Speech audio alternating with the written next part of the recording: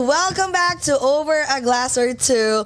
We're one of the pioneers of the Filipino-American podcast in the world. Nag-start po kami since pandemic, no? Anong year ba yun? 2020. 2020. Grabe. 2020. Oh my God. And now, 4.5 years na po kami ngayon sa industry na to. So guys, just to give you guys a background, we used to interview one of the best celebrities in the Filipino community, which is nag-start po kami with Boy Abunda, Aris Francisco, Regine Velasquez, Donita Rose, Sherilyn Reyes, Vilma Santos, Casey Concepcion, our Angel friend Oxin, Rachel Alejandro, oh my God, and so many, I think, ilang 300 plus celebrities and influential people, diba? Yeah. So anyways, good morning, good evening po sa lahat ng mga nanonood sa buong Pilipinas, especially po sa aming dearest USA. JCAS, ikaw naman, go! And yes, ang queen of Brooklyn, Feeling. Good morning po sa lahat mga Filipinos and non-Filipinos in different time zones, in different dimensions, in different continents, in different galaxies, in this whole wide universe! Teka, mag-toast muna tayo, and welcome natin silang lahat. Yes. Okay, go ahead, JCAS, go! Yes. Cheers, cheers and tables. Happy cheers and tables. My favorite line. Cheers and tables, no? Saan mo nakuha yan? Okay, go. Welcome to Over a Glass or Two. Cling, cling, cling. Cling, cling, cling. So guys, for today, we will, as always, we will have different topics from our Over a Glass or Two mug. So these topics are relatable to everyone. So it's an evergreen topics na lahat ng mga tao, especially may mga hugot, di ba? Sila yung makaka-relate nito. Okay. Aside from us, meron ding makaka-relate ng mga Filipino-Americans. Yan ang gusto ko pag hinuhugot. I know. Alam Tapos, ipapasok ulit.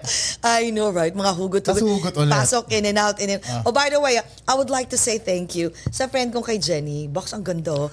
She gave me a rose quartz. Ang ganda, ang laki. Ganda, no? It looks expensive. Yes. I think she bought it from Neiman Marcos. Salamat dyan, si Wow, Jenny ang po. ganda. Sa ano ko, ano ba to? Gift ba to? Christmas? I Pulseras. can't remember. Yes. Ang pulseras. Oh my God, it's been a while since I heard that. So, okay. So, for today po, teka, ako ba mauuna? Sige, ako na muna. Ako na muna. Ako naman First topic. Okay. Para sa'yo to, Bax. Are dating apps ruining real connection? Oh!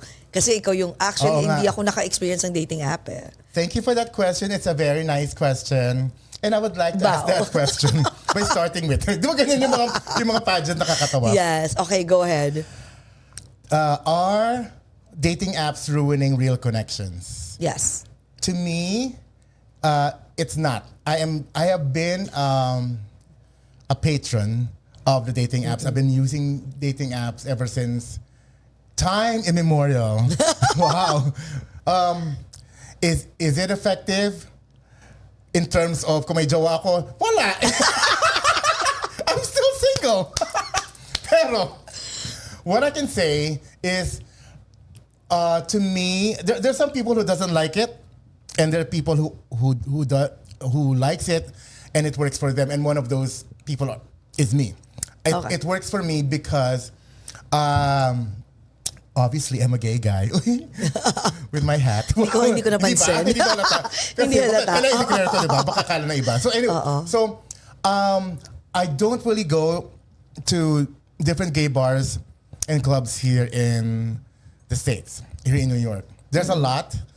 I don't mind going, if I'm invited. Pero there's 2,000 bars and restaurants in New York, and I want to explore all of them. So if we want to go out, let's go out everywhere. It doesn't have to be labeled as gay, you know? Yes. And I find them to be like meat markets.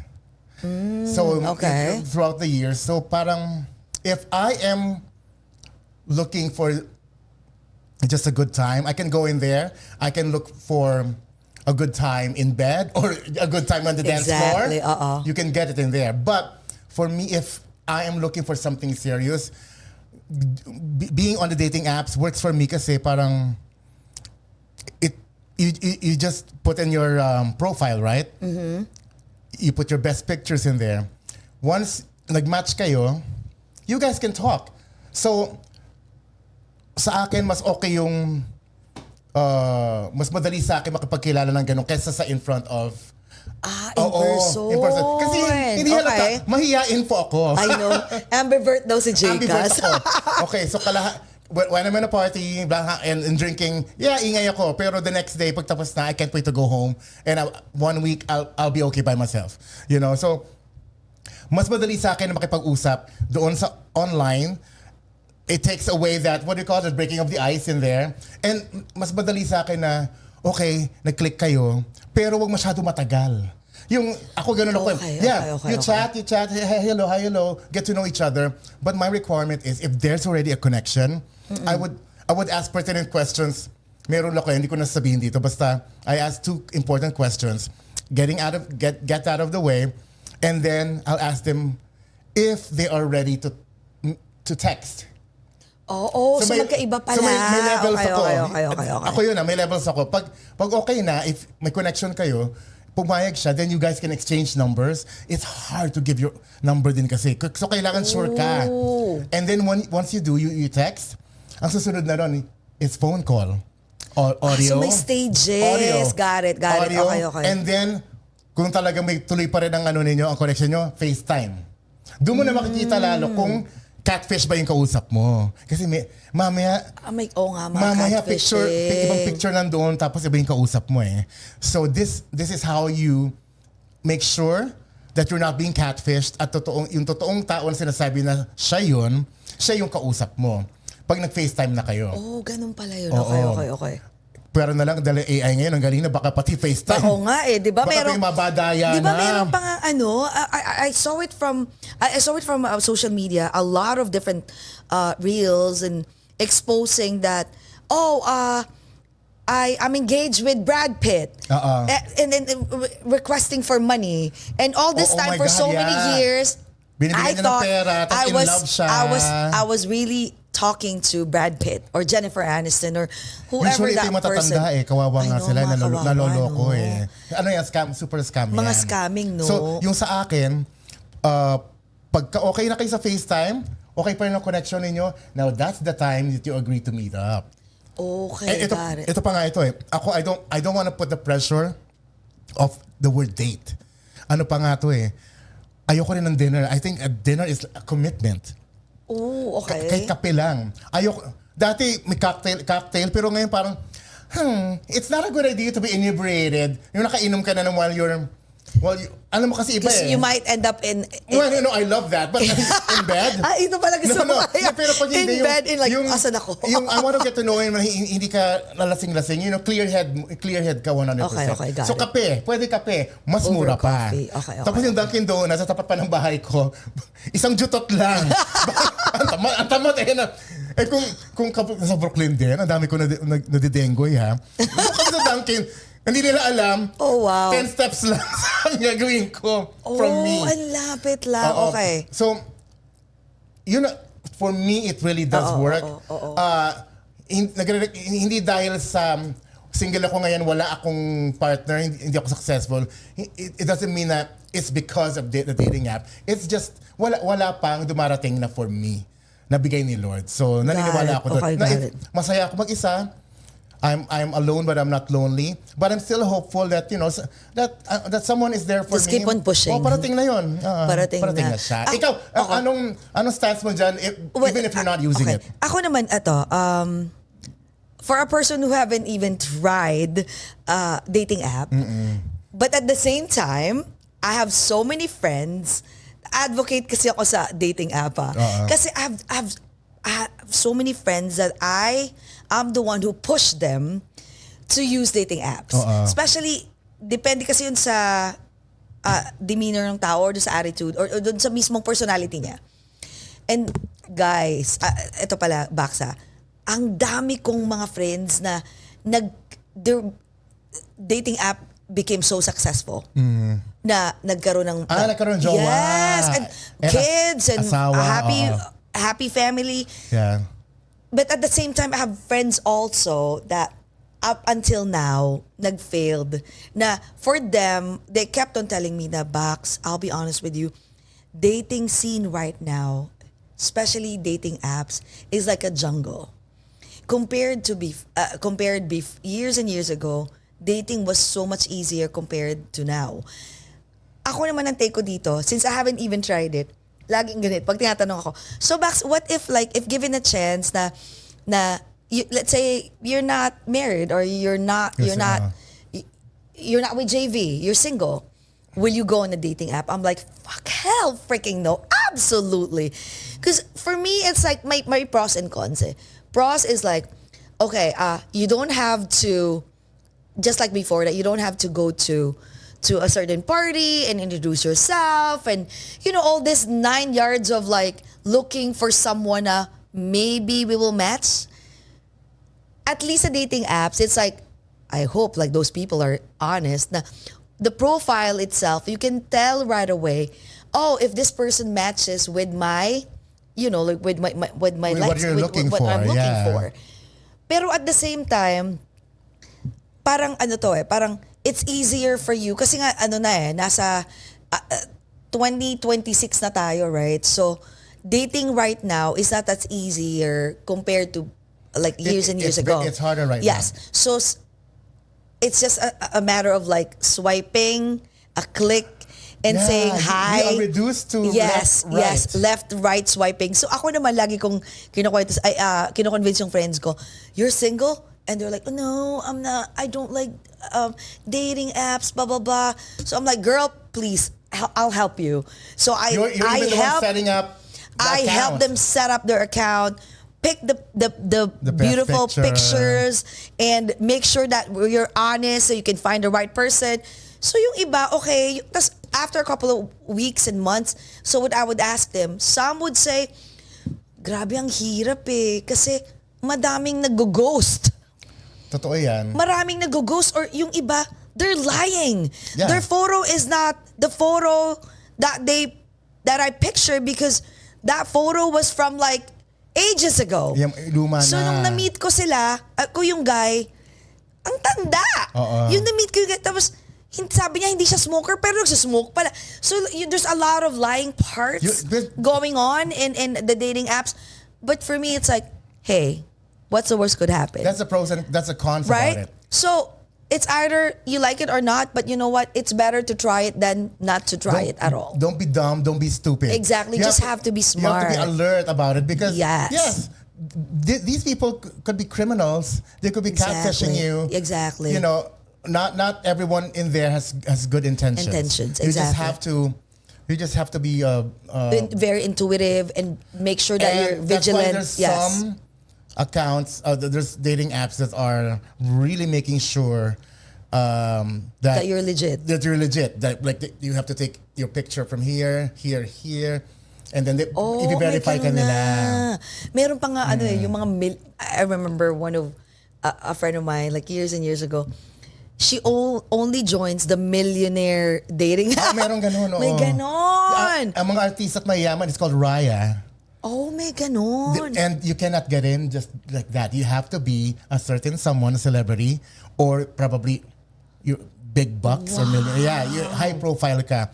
Kasi kayo yun nandoon high profile. Ooh, parang yun malapit yung malapit na rin ako dyan.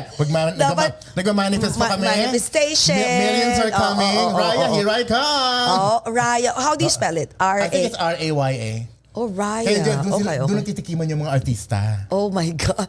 Kaya nga ito, ang dating app, it's either, dalawa lang yan. It's either, are you looking for lust, sex, or are you really looking for love? But, come on, doon naman sa good part is meron ding mga dating apps which is like yung mga paid.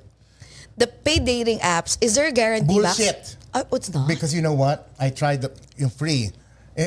Meron akong what if. What if? Kasi limited ka lang Limited ka lang sa mga services nila. Okay. At saka papakita sa ibang mga lalaki, yung account mo, and vice versa. And then nagbayad ako, yung may different packages yan. Packages? Tapos, yung kaya ko, packages. Tapos ayun, walang difference for me. Walang substance yung lumawak yung market doon, yung mga benefits mo, you can talk to them, you can see if they click it or what. At the end of the day, if this person doesn't respond to you or you don't have a connection, that's yun ang pinaka-baseline. Okay. So na-try ko yan sa iba't iba, may mahal pa nga, nakalimutan ko. Is it Plenty of Fish or the other one?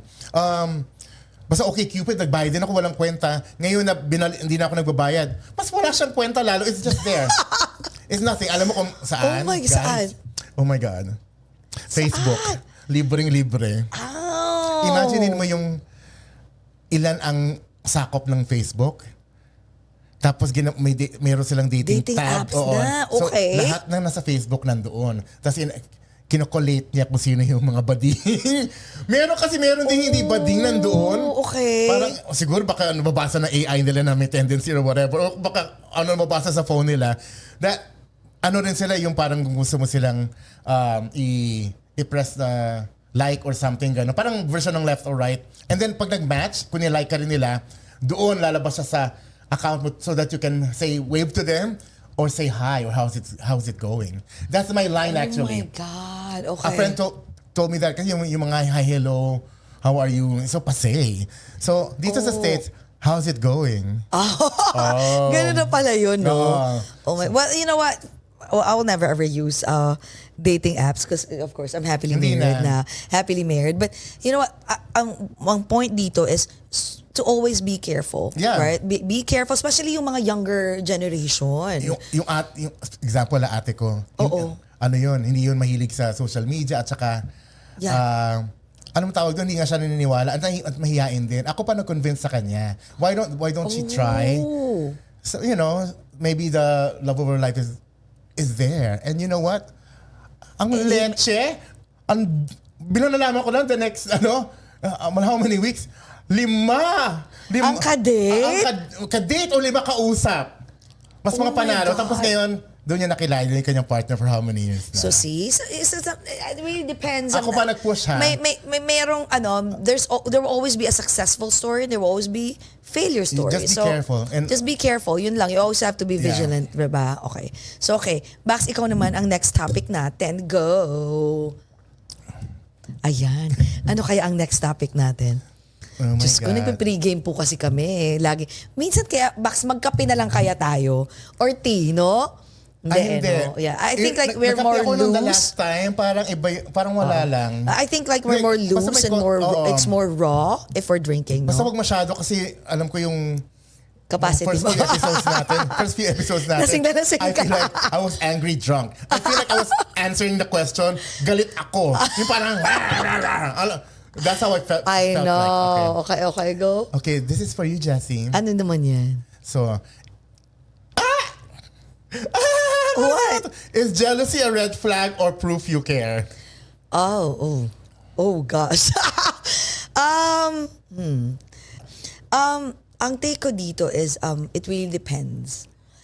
Kasi when I was younger, I'm the type of person, I used to be the type of person that I want to see that person almost every day. If I'm committed to that person, if I consider him my boyfriend, I want to see him every day. Okay, you're excited. I'm always excited. And that person has to be the same. Like he wants to see me also almost every day. Okay. Kasi may mga friends ako na parang they always ask me, "Oh my God, every day? That's like ew, that's toxic." Maghiwalay naman kayo, parang ganyan. Napapalit na kayo ng mukha. Exactly. But I'm the type of person that I want that person to be with me if pwede nga lang 24/7 eh. Kasi all my life, I've always been in a relationship. But I'm the type of person also that I can tolerate much. Like my patience is this long.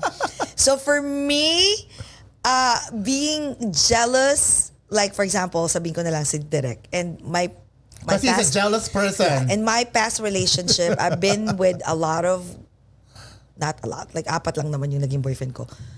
But years as in we're not talking about like months. I'm not a jumper. I'm the type of you take your time girlfriend that I would stick with that person, with my significant other for so long. I can take it up to a certain extent na hindi ako lumalaban. Yung jealousy. But if it comes to a point that sobra na, if I start talking to some guy friends, that ex would retaliate and would get mad at me, cursing and using like words that mahaba kasi pasensya ko eh. I can take So it as kinakaya much mo as I siya. can. Kasi you want it to last. To last because I'm the type of gal that would take it as much as I can. But at the same time, if it will come to a point na parang, alam mo yung enough is enough, I'm done, then I'm sorry, I'm done with you. Ayoko na. Tapos na ako, kasi mahaba PC ko. Like, but once You said no, ayaw mo na. I said no, and dumating na ako dun sa pinnacle na I cannot take it anymore, then I'm sorry. Yung pagiging seloso. You are done. You know, my relationship with my husband right now, which is direct, we've been together for 11 years, but we've been friends for 4 years. Because of that experience that we've been through a lot. Like, alam mo yung mga hurdles na up and down, may mga bumpy road, that he's been so jealous. Pero at the same time, yung kindness niya nandun eh. So parang, ang bait, pero nagsiselos. So you know what I did is, I also changed. So, hindi lang siya. So, pati ako nagbago na. Naging seloso ko na rin. Hindi, no, I was never jealous. I'm not the type of person that I'm not jealous. I'm secure with myself, and I feel like majority ng mga selosong tao is mga insecure. Totoo. For me, I'm not gonna. I will not cheat. I will be there with you like 24/7, and even if there's a good-looking guy in front of me, mala Brad Pitt type, I will not. I will just be like, hey, hi, how are you? Bye. And then at the end of the day, I would look at my husband and be like, I am so freaking lucky to have you. Yeah. Because you always take care of me. You take care of my son, Kaden. You're like my yayo. Like you made me feel like I'm a princess. And alam mo, Bax, lagi kong sinasabi sa sarili ko, trust me, and up until now, every day, I always convince myself, hindi pala convince, I always tell myself like how lucky I am to have my husband. It's because, look, parang wala akong mamimit na guy na kahit sinong gwapo pa yan na who would really take care of me. The way he does. The way he does. Sobrang grabe. Talagang alaga. Uh-uh. So sabi ko, will I take it for granted and then throw that I'm a princess and lahat ng mga blessings na slowly dumarating sa amin, will I just throw that in just one snap of a finger for a good-looking guy? Which is, I don't even know if that guy, can you take care of me the way that my boyfriend or my husband do? No, I don't think so. So in suma total, kinaya mo yung pagiging seloso. Yeah. Nag-ano ka na rin. Pero paano mo kinaya? No, nag-change na rin ako. How I change, nga pala, sorry, naputol. How I change was like, whenever there's guys that would text or hi, hello, even friends that would I know that would trigger him, his jealousy, I just stop it. I just cut it. Kasi kung wala namang silbi para kausapin. Yeah. So for me, it's like, what's the purpose? Do I want to give up my relationship with my husband or my boyfriend? He was my boyfriend during that time. Do I want to give it up for a hi, hello, a cute smile? Wala ka rin naman intention. I don't have any intentions. I don't even like the guy. You try to avoid the situation anymore para wala nang away. Avoid, yeah. Kahit may gwapo, kahit may ganyan, I'm just like, whatever. Like, it doesn't matter, even if you try to. Kasi before, I cannot discern if that person is, actually up until now, I don't know how to discern if that person is flirting with me. For me, they're all like friendly. Oo nga, so hindi ko ganun. alam, I cannot tell if that person is flirting with me. So more on, parang pag may medyo, parang may red flag umiiwas na ako. Alam mo ako, is jealousy. I admittedly, I have a jealous streak in me. Yeah? And syempre hindi nyo nakikita kasi wala naman akong jowa. I know. Pero I feel like it's strong. Pero alam ko it's pag nandoon, pero I would need, if I'm gonna be in a relationship, I need to fight it because the green-eyed monster is not good. I don't like it. Alam mo, I don't like confrontation. I don't like yung totoo sa akin yan, the more na malaki yung jealousy mo, malaki talaga yung insecurity mo within yourself. And you're throwing it against the partner. And I don't want to project that image of me. Yung trajectory naman. Okay, so right now, when I'm talking to guys, and this particular matanda na kausap ko, na naniligaw sa akin, I'm a suitor! I'm so pretty, guys!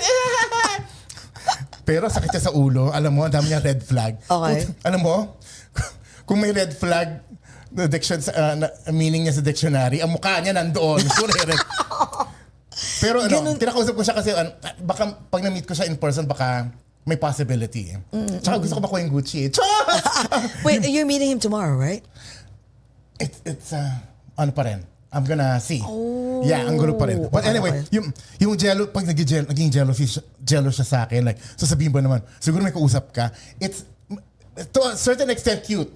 Yeah. Pero kung biglang eventually insinuate na siya na, or paulit-ulit na you must be with yung iba na yung dating. Parang meron ng inaakusahan ka na niya. You're accusing and being rude to you. Na parang, wait a minute, we are not together yet. And you're like this. Paano ba kaya kung tayo na? So red flag. So a little bit is cute and proof that he cares, but up to a certain extent. Pag masyado na malaki, I think it's a red flag to me. Exactly. Okay. Ayan. Okay.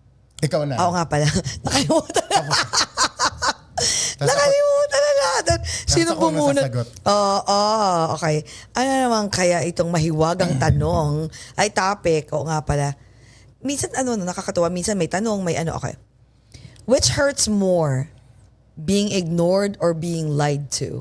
Ooh. Okay, go. Which hurts more? Being ignored or being lied to? Okay. So ano to? Kaibigan o kahit in general? That's in general. Both, nobody in this world would probably say they want to be ignored or to be lied to, ha? But under the circumstances, sabihin na natin kunwari, kaibigan. Okay. Kasi I think mas applicable kung kaibigan, di ba? Siyempre kung love mo isang tao na kaibigan mo, ayaw mo ma-ignore ka. Especially kung parati kayo nag-uusap o kaya you guys are hanging out. Yeah, di ba? Okay lahat. You're best friends and suddenly in-ignore ka. Or parang papunta doon. Or nakikita mo, if you're in a circle, parang kasama yung ibang tao, ikaw ini-ignore ka. Or in a chat, or like in a text message in a group chat, nag-uusap sila, ikaw hindi pinapansin, sinisin lang. So nobody wants to be ignored, right? So I don't like that. Yung sa being lied to, eto naman mas patindi, I think mas okay yung ini-ignore, pero yung being lied to, ito yan nakasmile yung kaibigan mo sa harap mo. I love you. Pagyakap sa'yo yung ganyan, pero sinasaksak ka pala sa likod. Sa likod, I know. So mas masakit yun para sa akin na once, especially you find out wherever, somehow na kung ano talaga ang tunay na ugali at ang tingin sa'yo ng friend mo, then it doubly hurts because ikaw, feeling ko ready ka na. Mas masakit yun kasi nakasmile siya sa harap mo, magkaibigan kayo, hindi mo alam, pero sa pagpatalikod pala, sinisiraan ka pa niya o hindi ka pala niya gusto. So mas maganda na yung sa akin, I guess ma-ignore na lang kaysa yung maging plastic ka sa akin at saka kasi ako I try to be as true person as I can and honest. You know? So, and I do that with friendships especially.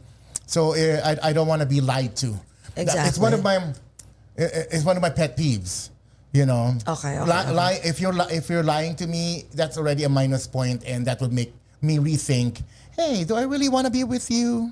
Or this energy? Exactly. You know? How about you? Sa akin, which hurts more, being ignored or being lied to? Being ignored hurts your worth. Being lied to hurts your trust. That's how I look at it. Oh, yes. That makes sense. Yes. Ignored, I feel like if you're being ignored, like that person is like valuing my worth, right? Like, because you're ignoring me, you're just nonchalant. Like, again, yung sinabi ko nga na, if you're being ignored, you feel like your worth is not there because that person is not acknowledging your presence, right? For me, it's okay because maybe sometimes we do it too. Like, we unintentionally ignore that person but we don't. Diba? Minsan sa isang party or sa kahit sa corporate, diba? You feel like you're being ignored, your worth. Pero sa kanya, hindi naman, to that person, you're not being ignored. It's because he's just focusing on something else. Yeah. Busy lang. Busy lang. And you feel like, oh my God, I'm here. You're supposed to notice me. But that person was so busy. Even with friendship, right? Like, you feel like that person is ignoring you, not even like noticing that you're there, probably tapping your back for helping her with all these parties and all this, everything that she've done for you, na-ignore niya intentionally. Pero, when it comes to trust, when it comes to being lied to, for me, that's very severe. That's different.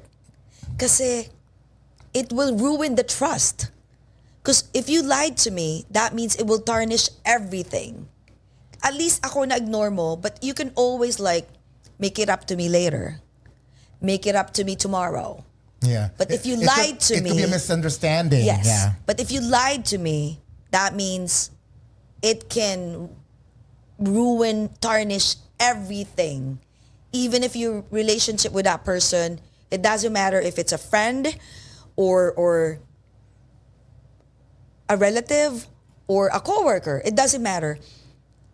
Pag nagsinungaling ka, lahat ng pinaghirapan nyo, lahat ng pagsasama nyo masisira dahil sa isang pagkakamali kasi nagsinungaling ka. So, for me, lying is worse than like being ignored. At saka, I guess may degree din yung kung anong lie. Yes, yes, Kung exactly. If it's a white lie, probably it's like, okay, you can forgive. But if it's like a severe lie, especially in terms of like, of course, when it comes to lying pagdating sa relationship, or lying pagdating sa pera. Meron ding white lies na lie when it comes to like, sorry, yung mga lie na, oh, Bax, papunta na ako. I'm on my way. Normal lang yan. Pero naliligo ka pa.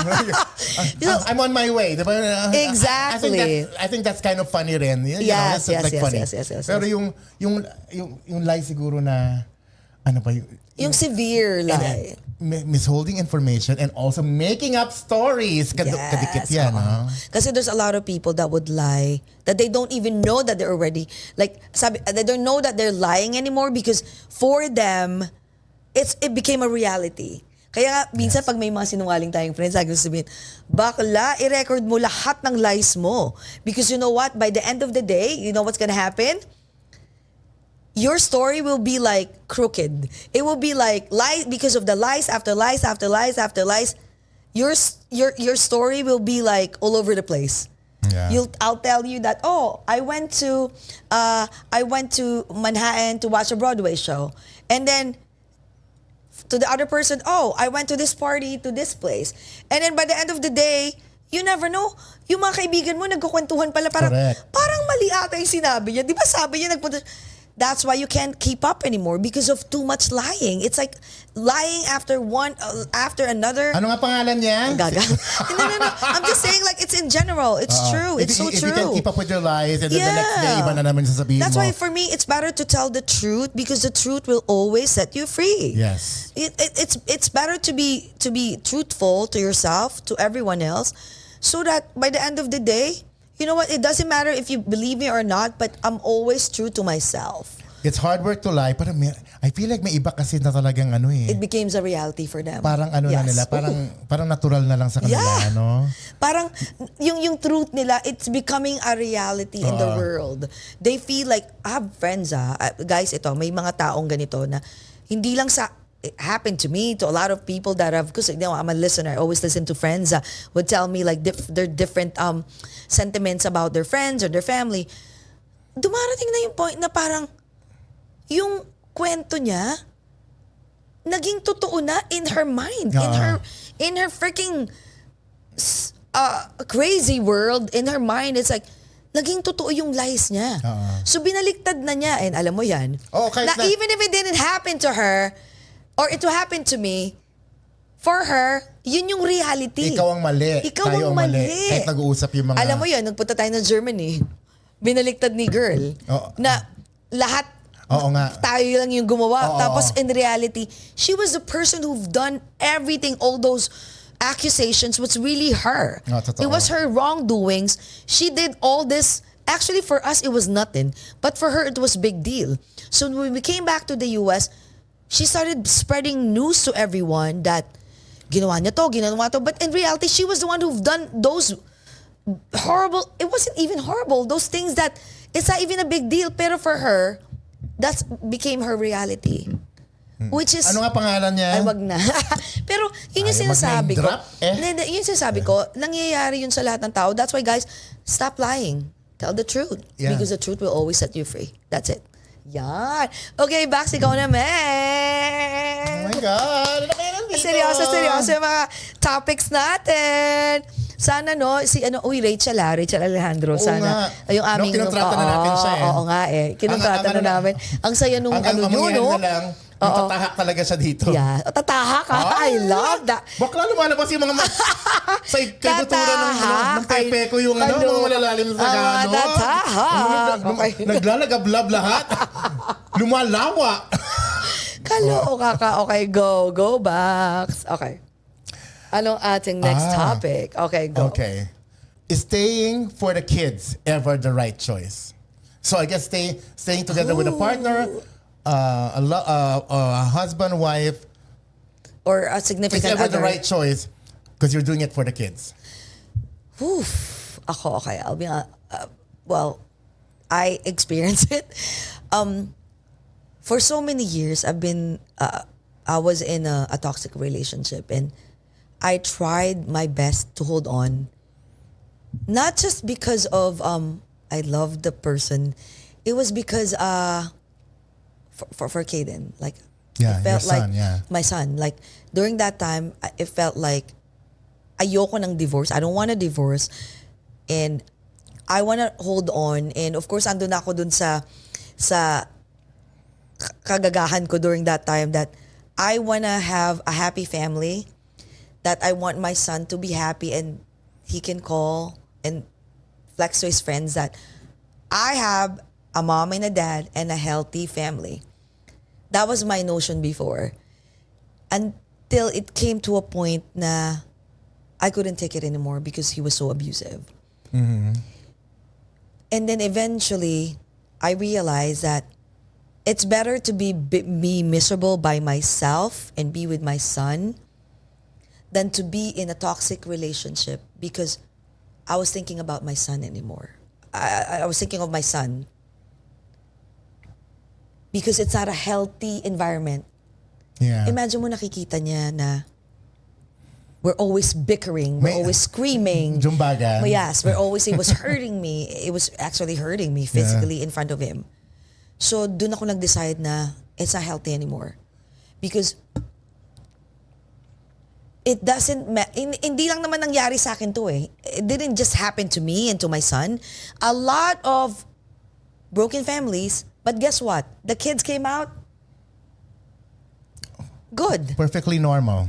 Normal, and they're even actually better than compared to those kids that who grew up with A full family. a full family. They're actually thriving. Like a perfect, they call it a perfect family.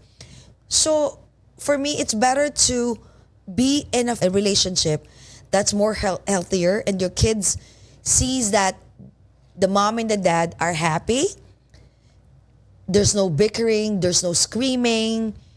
The kid sees that the mom and the dad are happy, going out on dates. A happy family instead of like, sige nga, magkasama nga yung mommy at daddy ko, pero parati namang nag-aaway. And it's a torture for the kid growing up. Yeah. Because he would think, yun yung naisip ko eh, my son might think that this kind of environment is normal. This is the norm. This is the norm that eventually when he grows older, he might think that it's okay to hurt His partner in the near future physically. So dun ako natakot. So sabi ko, you know what? It's okay. I would choose to be separated from that guy, from my ex, and raise my son by myself. And at least he sees like a happy family. And thank God I met Direct JV. Who's a good second oh dad my to God, him. a very good second dad. Yeah. And always remember, guys, if you're in a toxic relationship, don't ever think that there's no perfect person or almost close to Mr. or Miss Perfect. there's one person that would always, you will meet and would accept you for who you are, who would accept your flaws, including if you think it's a baggage, diba? Sabi nila, oh, I have an extra baggage, who would even who's willingly take and embrace that extra baggage. Think about your well-being, think about your kids' happiness and your own happiness. So question. So yung bago pa kayo nag-decide maghiwalay ng ex mo, so did you have a talk with Caden? Or what did you tell him? No. Walang ganun. And then what did he say? Did he say anything to you guys? He was only 1.5 years old. One and a half, 2 years old. Hindi pa pala siya So wala pa. Matagal siya nagsalita. Matagal pa siya. Matagal pa pala siya. Oo, kasi during that time I was talking to him in Tagalog, and my ex was talking to him in Arabic. So the kids was kind of like, sabi nga, sponge daw yung brain ng bata, no? But I think for my son, he was kind of like confused. So the speech was kind of like, it was delayed kasi nga nalito yung bata. It didn't help. It didn't help. So, we started talking to him in English. Pero nung time na yung, there was never like a confrontation, an intervention, because he was little. And during that time, he saw probably, I'm not so sure if he remembers, he saw that the toxic relationship that I had with his dad, and he saw that he met the JV, which is during that time he was my friend, and he sees like, oh my God, I was so happy. I'm happy with Tito JV, and he was the one, guys, nakakatawa. He was the one who called JV daddy. Yeah, I know this story. I was like, Daddy? I was like, Kaden, that's not dad. That's Tito JV. Daddy is like your Daddy Ali. Yeah. He's Tito JV. And guess what? Ang sinagot ng anak ko, di ba? Alam mo na yung JCAS yan eh. Ang sagot niya, no. Mag-baby pa ako. No, Mom.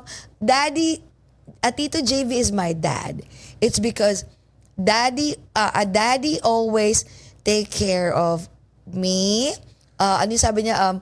Teach me how to write and read, give me a bath, take me to school, play with me. Ang dami niyang kwentong litanya na like a daddy is supposed, a good father is supposed to do this. So he was like, so he's my dad.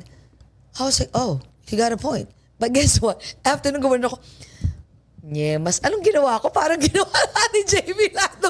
Parang wait a minute. Parang ano where were you? Where was I during that? Were you shopping in the mall or something? Parang he was like describing a good dad through JV. Yeah. And I was like, oh my God, for a little kid. Nandun ka. B! B! B! Magugas pa namin yan. Big kami. But during that time, pero nung time na yun, grabe din naman. I was doing a lot of things like mga businesses ako on the side, right? Like I was selling bags and doing this. And so si JV naman naintindihan yun na yung time na yun. Parang, Mommy is busy, so let me be the husband. the yayo. Tama ka, I agree. Oo nga pala, yes. I mean, outside perspective, yes. I believe staying for the kids to an extent. To an extent, But yes. tama ka na, there's a limit to that. You have to think about yourself because a nurturing mom, the well-being of the mom or the dad is gonna by an individual. If you're okay, then you're gonna be a better mom or dad to the kid. Exactly. Okay. So ako naman ang next. Parang haba nitong topic na to. Isa na lang daw. Okay. Isa na lang. Oras na. Ooh. Does academic excellence guarantee success in real life? Ito tanong sa akin. Oh, does academic excellence guarantee success in real life? Ooh. Love this topic. Oh, okay, go. Definitely no. Yes, of course. Hard no. Yeah. Firm believer to that. Yes. Why? Kasi I studied architecture in Opua. Even went to Parsons in FIT. Tapos, hindi ko siya pinractice. Mm-hmm. Feeling ko, alta decision. Feeling mayaman. Basta, nawalan ako ng gana sa kanya. You know, but I am great at drawing and all that, you know. And then, nagkatrabaho sa Pilipinas, which is so far from my course. And then now living here in the States, nag-aral nga ako sa isang semester sa FIT for visual merchandising. I liked it. I mean, I'm one of the top students. Oh my God. Kasi yung brain ko po mataba. Kasing taba ng body ko. At aking direct. Tapos I have I also graduated a 2-year course sa Parsons for graphic design. Na nagsisisi po ako, kasi alam mo, pinipilian ko fashion design or graphic design. Ang pinili ko graphic design. Okay naman ako. I loved it. Again, ang taba ng utak ko, medyo, parang yung instructor ko nga doon, parang, alam mo na parang namangha na parang kakaiba ka. Parang ganun ang ano niya sa akin. Okay. And then, I felt like a gossip girl. Alam mo yun, kasi yung gossip girl din na parang, I'm studying in Manhattan, ganyan. I loved it. Ngayon, just go, with the proliferance of AI, wala nang kwenta ang graphic design. I know. Everyone can be a graphic designer. Exactly, so, nowadays. What I can say is that pwede ako mag-aral ulit, magbayad, aral ulit, pero wala sa academic excellence for me per se. Kasi, I believe nasa tao yan eh. Nasa drive mo, I believe also in how I think we have different chapters in our lives. So, yung nag-aaral dati sa Mapua is totally a different person from who I am. I don't even recognize that girl. Girl talaga, di ba? So, ang way ko, I developed into someone na hindi ako nakarely doon sa academic excellence ko. Ngayon pa lang, dahil thank you for pushing me, dahil tamad nga ako na Aquarian, is that ngayon ko pa lang na nafe-feel sa sarili ko na these are the things that I want to do and it looks like I'm capable of it. How slowly I do it, yes, but I feel like it's coming. It's slowly I'm gonna get there. And even if I am not successful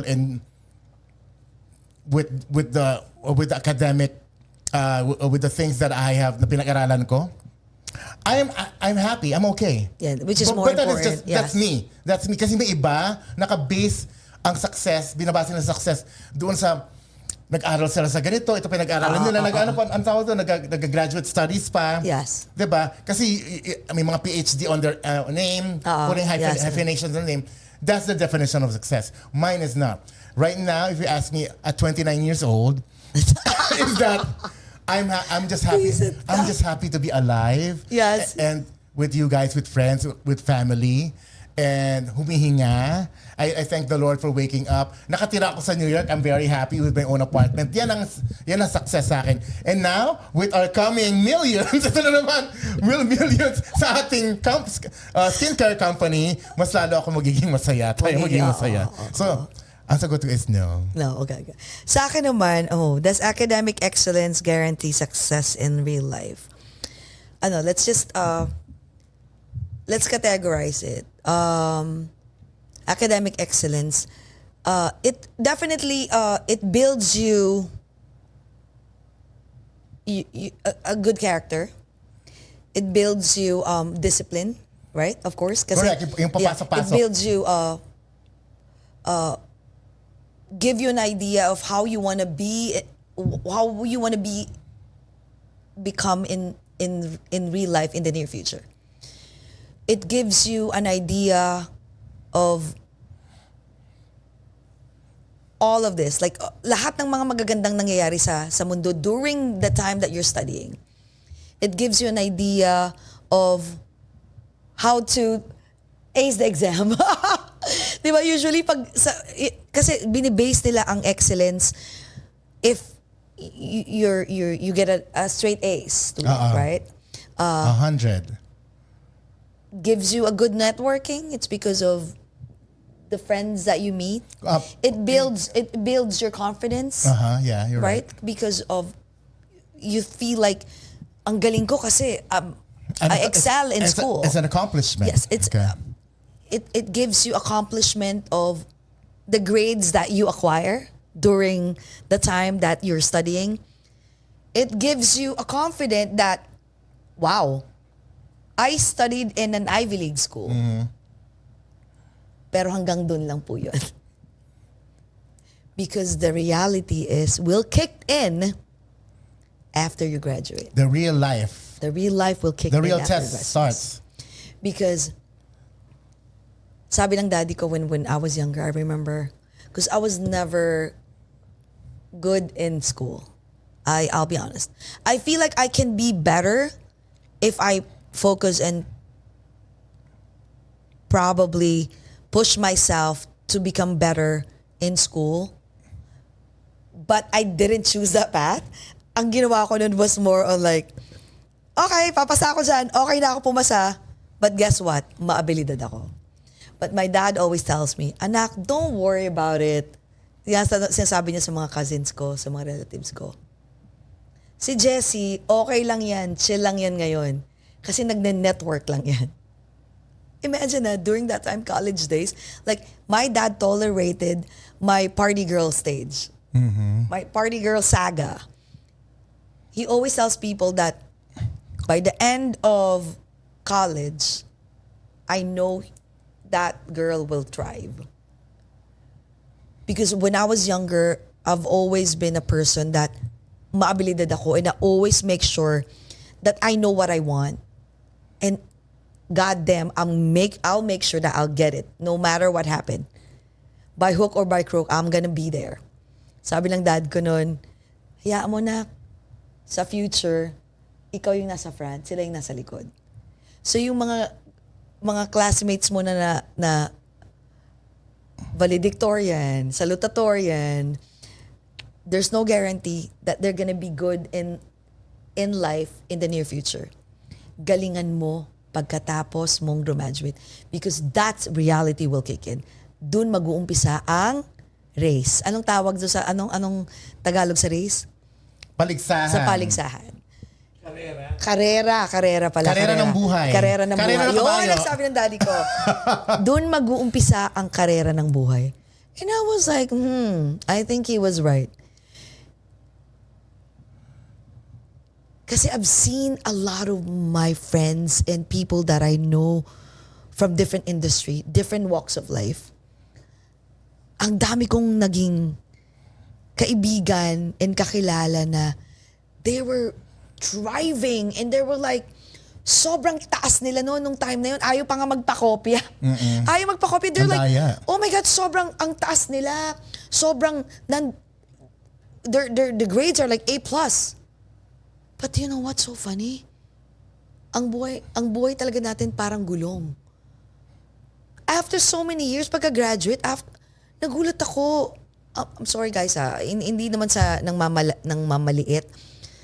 But they're just like, have a normal life because I was expecting that they'll be like thrive and be more successful than compared to any one of us. Kung ano yung kinayabang nila before. And kung sino pa yung mga kaibigan or kakilala ko that they were just a normal student, sila pa yung nag-thrive ngayon. Sila pa yung owners ng business owners. Mga CEO.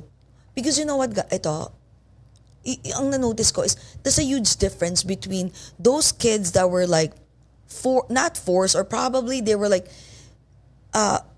nurtured na I have to be better in school. I have to be always on, that I have to be top of my class.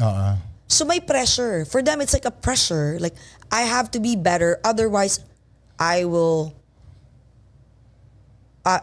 disappoint my family. I will disappoint my peers. I will disappoint everyone because everyone expect me to be better in everything. In school, in sports. So na-pressure sila. Compared to those kids that are like chill. They're like, you know what, I don't care. I mean, you know, it is what it is. I'll get a 78, 80, a passing. They're not driven to be good. But guess what? For them, it's like, I have to do something so that eventually I have to fight for survival. And that's the reason why they're more successful now. It's because they grew up with like no pressure. It's like chill. But at the same time, they're driven for success. And yun yung na-notice ko growing up. And I applied it to myself as well. Because I was never a good student. And meron palang mga tao na, yun yung pinag-usapan namin ni JV na there are some people, there's a lot of people actually, who's good in academics and good in taking bookish. exams. Yeah. And They bookworms. ace the exams, Yeah. they're bookworm. But there's some people also, they're so successful right now, but they were never ever good in taking exams. Yeah. And all this time, for so many years, I thought you have to be really, really good in school so that your parents will be so happy for you. I mean, they will be proud and of you, definitely. Yes. Ganon din naman na-apply ko sa son ko. But alam mo, hindi pala yun eh.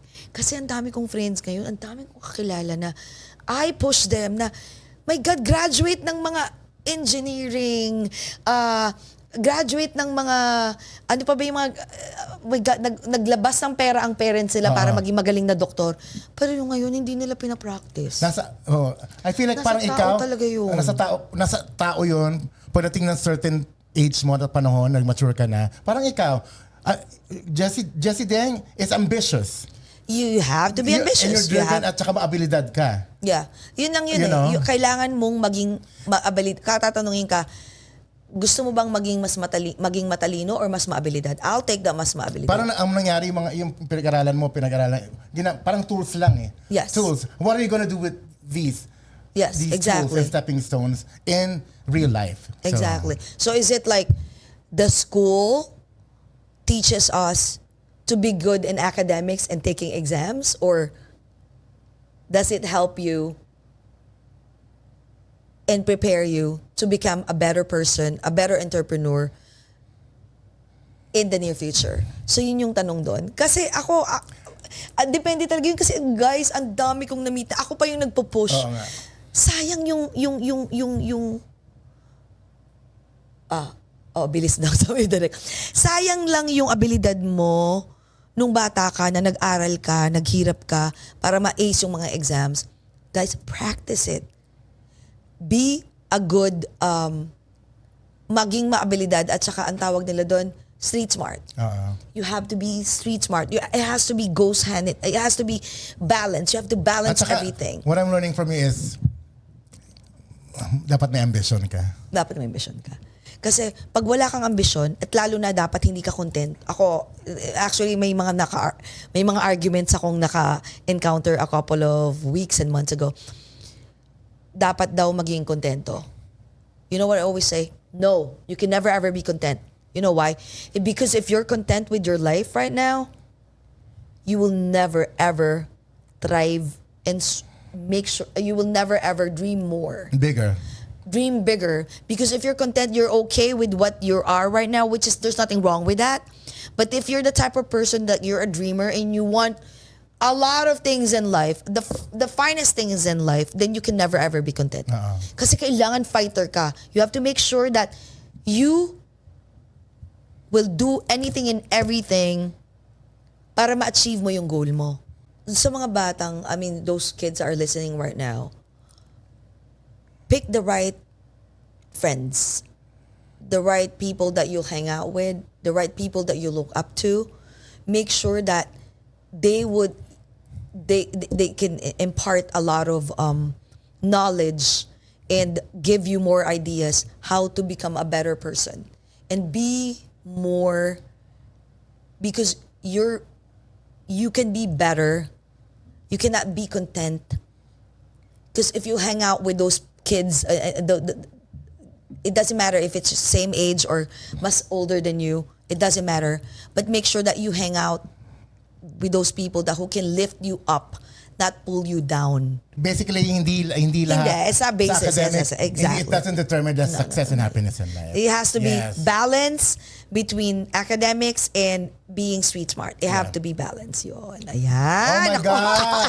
Thank you everyone Yan na naman, for haba. watching and listening to this. Yes. Thank you everyone for watching and listening to this episode. If this episode added value to your life, kindly share this amongst your friends and family.